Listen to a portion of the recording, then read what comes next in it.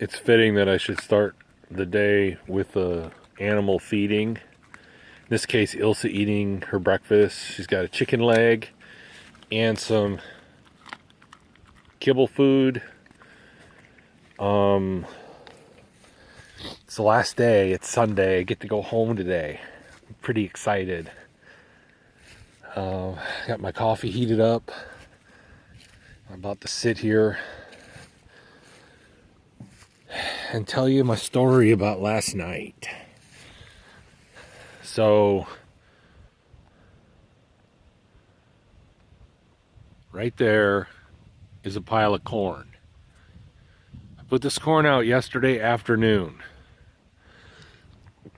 And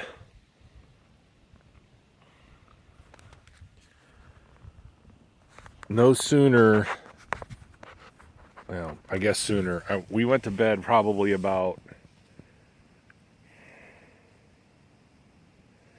8 o'clock, 7:30, 8 o'clock.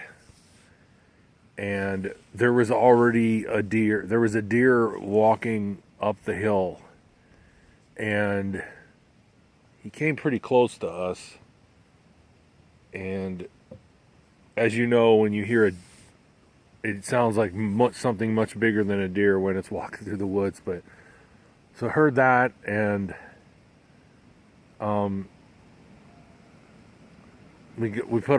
I put my headlight on, and Ilsa went over there. Ilsa and I went over there, and it was just looking at us, and we were looking at it. And so we went back and sat by the fire, and about 10 minutes later, it started stomping. And then it like did a bugle call, which was crazy. It would have scared the crap out of Sandy. I'm surprised it didn't scare the crap out of me, but for some reason it didn't. But I've heard like snorts, but I've never heard like a bugle thing. It was weird. So anyway, that deer did whatever. We went to bed, and by probably, sorry, I'm doing my mustache. It itches my nose in the morning. So about 8:30 or 9 o'clock, no, about 9:30, Ilsa starts woofing. Oof, oof, oof, oof. And I can barely hear him, but there's deer everywhere up here. I got out and used my headlamp, and there was probably 3 deer over there. There was 2 deer at the pile. I think there was a deer right in the brambles or right outside the brambles, and then there was like another deer over by our tent. And they were all just like looking at us like, what's up? And they were eating the corn. So, you know, the corn's only been out for 5 hours, but maybe because of the lay of the land, whatever smell the corn has just wafted down the hill, because there was deer at the corn all night. And I guess because I hadn't slept Thursday night, Friday night very well, I still slept pretty good last night, I would have slept great except for the dog. Because she was just doing her job, you know, but it's annoying to oof, oof, oof. Anyway, so that's my story from last night. It seems fitting. I saw more wildlife, right? I saw a bunch of deer. And the neighbor did tell me, Jeff told me, he said there are a lot of deer here. So, I mean, I figured I'd put the corn out and, you know, in 3 or 4 days, you know, the deer would find it and start eating the corn after we were gone. Nah, man, them deer were here.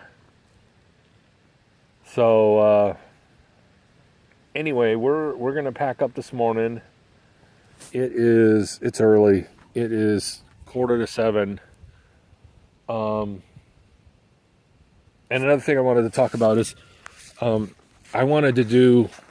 really interested in a greenhouse, an eco-friendly house very energy efficient. And what we found is ICF houses. Ilsa, get out of there. Found is ICF houses, or insulated concrete form houses. And what helps those is in the winter, if the house has a southern exposure, so that the southern sun can capture the heat of the sun. So the southern exposure walls can capture the heat of the sun and radiate it out back through the day.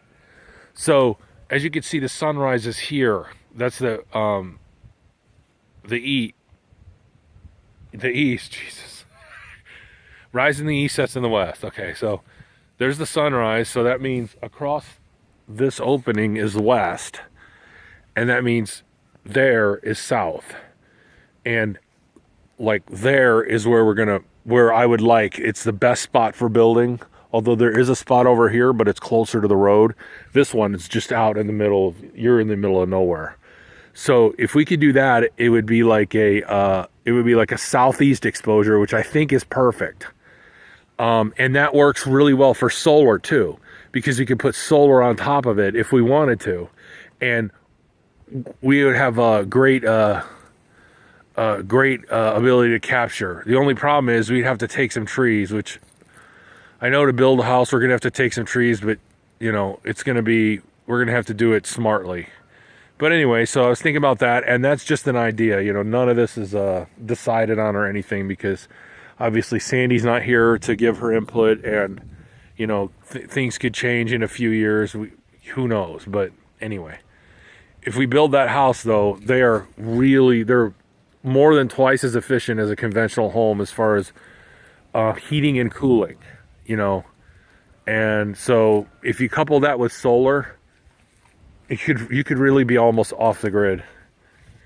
All right, so anyway, I'm gonna pack up in a little while. I'm gonna enjoy my coffee, and I'll head home. Till the next trip.